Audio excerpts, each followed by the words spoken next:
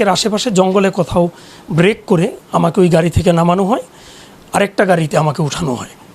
তারপরে গাড়ি চলতে থাকে। তো আমি অনুমান করছি যে নৌবাহিনীর ক্যাম্প কর্মীতলা এর আশেপাশে কোথাও আমাকে নিয়ে গেছে, কারণ এই রাস্তাটা আমার খুবই পরিচিত। আমি ছোটো থেকে বড় হয়েছি, আমাদের গাড়ির ব্যবসা আছে, আমি ওই রুটে গাড়িও চালাইছি। তো আমি ফিল করতে পারি যে আনুমানিক এই এরিয়াতে আমাকে আনছে।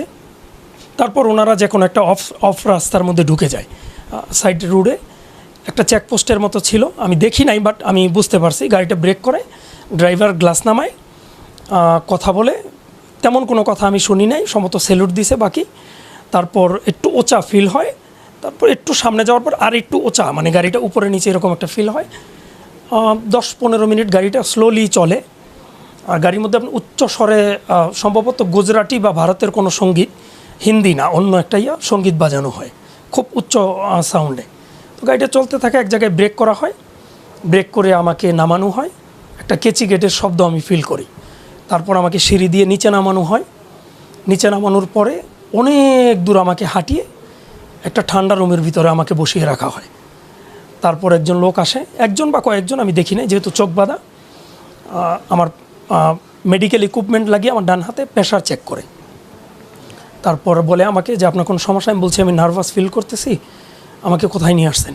আর কোনো উত্তর দেয় নাই, উনি শুধু জাস্ট বলে যে অল ওকে। সম্ভবত ওনারা চলে যায়। তাৎক্ষণিক আপনার একটা মহিলার কণ্ঠ আসে, শেখ মোহাম্মদ সেলিম। আমি বললাম জি। আপনি কি করেন? বললাম যে আমি মালয়েশিয়া প্রবাসী ব্যবসায়ী, বাংলাদেশে আমাদের গাড়ির ব্যবসা আছে। তারপর আপনার পিতার নাম, সব কিছু আমার ডিটেলস জিজ্ঞেস করে। আর ওনারা কিছু এলাকার নাম বলে আমাকে জিজ্ঞেস করে যে আপনি পঞ্চগড় গেছেন? বললাম যে না। কোটোয়ালিপাড়া আপনি গেছেন? আমি বললাম যে না। বলছে যে কোটোয়ালিপাড়া আপনি বোমা পুঁতে রাখছিলেন শেখ হাসিনার জনসভায়। আমি বললাম আমি এই নামই শুনি নাই আমার জীবনে কখনো। তারপর আমার পরিবারে কেউ রাজনীতি করেনি, কয় ভাই বোন, আমার বয়স, আমার রিয়েল নাম কোনটা। বললো যে শেখ মোহাম্মদ সেলিম, এটা পারিবারিক দেওয়া নাম। বললো যে না আপনার অন্য নাম আছে। তো আমাকে মারধর করে, তারপর এইখান থেকে আমাকে নিয়ে যায় ওই অবস্থায় একটা রুমের ভিতরে আমার নিয়ে চোখ খুলে দেয়। আমি দুইজন লোককে দেখতে পাই। একজনের নাম ছিল সম্ভবত শেখ নূর, উনি চট্টগ্রাম থেকে ওনাকে ধরে আনে, কক্সবাজার মরিচা বাজার সম্ভবত।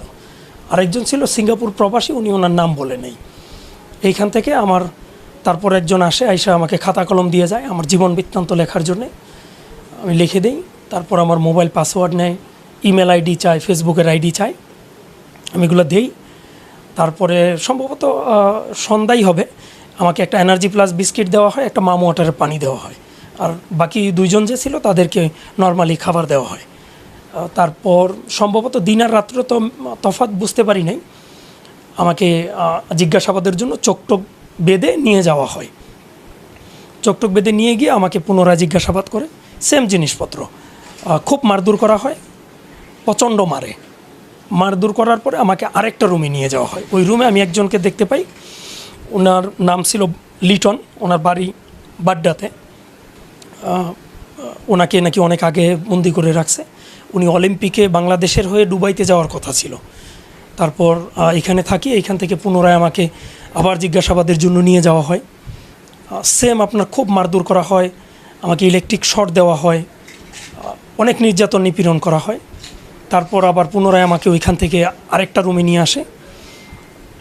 ওইখানে আপনার রাখার পরে পুনরায় আমাকে জিজ্ঞাসাবাদের জন্য নিয়ে যায়। একদিন আমাকে বাইরে নিয়ে যাওয়া হয়, মেঘনা ব্রিজের উপরে বালির বস্তা বাঁধা হয়। আমাকে এখানে অস্ত্র ধরে, তো বলে যে এখন আমাকে ফেলে দিবে।